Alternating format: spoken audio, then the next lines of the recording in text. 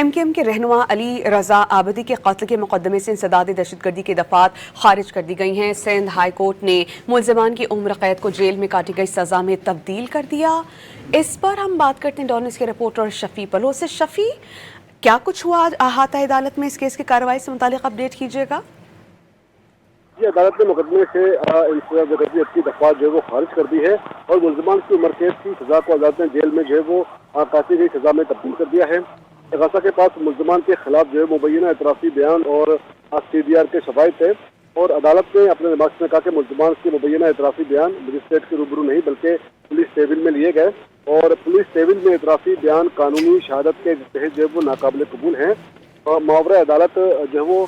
एतराफ़ जुर्म बजात खुद कमज़ोर शहादत होता है और अदालत ने यह भी दिमाग दिया कि कॉल डेटा रिकॉर्ड भी जो है वो किसी मोबाइल कंपनी से तस्दीक शुदा नहीं था और न ही कॉल रिकॉर्डिंग या ट्रांसक्रिप्ट पेश किए गए हैं। CDR को अपनी सबूत के तौर पर जो है इस्तेमाल नहीं किया जा सकता और अदालत ने यह भी करार दिया है कि जदीद टेक्नोलॉजी के दौर में ऐसे डेटा में रद्द बदल जो है वो मुमकिन है और CCTV फुटेज हासिल न करना, अहम गवाहों को शामिल न करना, असलहा और मोबाइल फ़ोन की अदम बरामदगी जो है वो तफ्तीश की संगीन खामियां हैं और जय वक़ुआ के फुटेज में जो है फायरिंग का मंजर मौजूद नहीं था। सिक्योरिटी गार्ड्स को भी जो है वो बतौर अहम गवाह पेश नहीं किया गया और अदालत ने यह भी करार दिया है कि अहम और हसास केस में गैर पेशेवराना, नामुकम्मल और कमज़ोर तफ्तीश की गई है और IG सिंध तफ्तीशी अफसरान की कारकर्दगी का जो है वो असर नो जायजा ले और तायन किया जाए कि इतने हाई प्रोफाइल केस में तफ्तीश इतनी कमज़ोर क्यों रही है। इस तरह केस में दहशतगर्दी की दफात की इतलात को भी जो है वो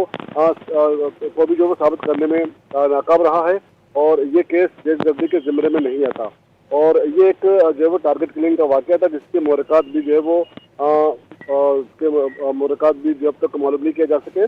और मुल्ज़िमान की सजा बरकरार रखते हुए जेल में पहले काटी गई सजा को जो है वो शुमार किया जाता है। MKM के रहनुमा अली रजा आबदी को 25 दिसंबर 2018 को जो है वो उनके घर के बाहर फायरिंग करके कत्ल किया गया था। शफी, बहुत शुक्रिया आपका।